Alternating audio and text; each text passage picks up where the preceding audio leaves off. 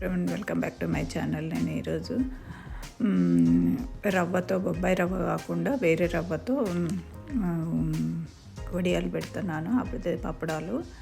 వీటిని ఏం చేయాలంటే సన్నగా ఫైన్గా మిక్సీ పట్టాలి. ఒకసారి ఇలా ఉంటుంది, సన్నగా వస్తుంది రవ్వ.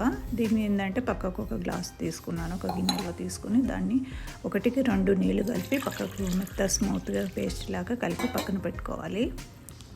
దీన్ని ఎందుకంటే ఉండలు లేకుండా స్మూత్గా కలిపి పెట్టుకోవాలి. 1 కాకుండా 2 నీళ్ళు పోసుకుంటే మంచిగా పేస్ట్ అవుతుంది. కలిపి పక్కన పెట్టుకున్నాక మనం వేరే ఒక గిన్నె తీసుకొని దాంట్లో నీళ్ళు బాయిల్ చేసుకోవాలి. ఇప్పుడు నేను ఒక గ్లాస్కి 2 పోసి పక్కన తీసుకున్నాను కదా, ఇంకొక 5 గ్లాసుల నీళ్ళు ఇంకో వేరే గిన్నెలో పోసి పెట్టుకోవాలి. స్టవ్ మీద పెట్టుకొని ఇలాగ 5 గ్లాసుల నీళ్ళు పోసుకోవాలి. ఇవి బాయిల్ అవుతుండగా దీంట్లో నేను కొద్దిగా సాల్ట్, సరిపడంత సాల్టు, వాము, జీలకర్ర వేసి బాగా మరిగించుకోవాలి.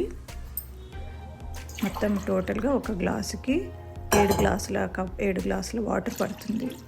దేంతోనైనా ఒక కప్పు తీసుకుంటే రవ్వ, దానికి 8 కప్పుల రవ్వ పడుతుంది. 8 కప్పు, ఒక కప్పు రవ్వకి 8 కప్పుల వాటర్ పడుతుంది అలాగా. ఎందుకంటే దీంట్లో 5 సపరేట్ వాటర్ బాయిల్ చేయాలి, 2 కలిపేసినాం అలాగ పెట్టుకున్నాం కదా. దీన్ని ఏం చేయాలంటే బాగా మరిగించిన తర్వాత మరుగుతుండగా మనం ఆల్రెడీ కలిపి పెట్టుకున్నాం కదా, ఆ రవ్వను దీంట్లో వేసేసుకొని బాగా కలుపుకోవాలి. ఉండలు లేకుండా బాగా మంచిగా కలుపుకోవాలి. మరుగుతున్న నీటిలో వేసుకోవాలి. దీన్ని వెంబడే వేసేసుకోవాలి. స్టవ్ చిన్నగా పెట్టుకొని వేసుకొని కలుపుతూ ఉండాలి. చిన్నగా ఉండలు లేకుండా బాగా స్మూత్గా అయ్యేటట్టు వరకు, బాగా దగ్గరికి అయ్యేటట్టు వరకు కలపాలి. ఇలా అవుతుంది క్వాంటిటీ. కొద్దిగా చల్లారాక, మరీ పూర్తి చల్లారు కాకుండా మనలో చల్లారాక ఒక కవర్ మీద కానీ లేదంటే కాటన్ బట్ట వేసి దానిపైన కూడా వేసుకోవచ్చు అప్పడాల మాదిరిగా. నేనైతే ఇలా వేసుకున్నాను కవర్ పైన. దీనికి పెద్దగా ఎండ కూడా అవసరం లేదు, నార్మల్గా గాలికి ఆరిపోతాయి.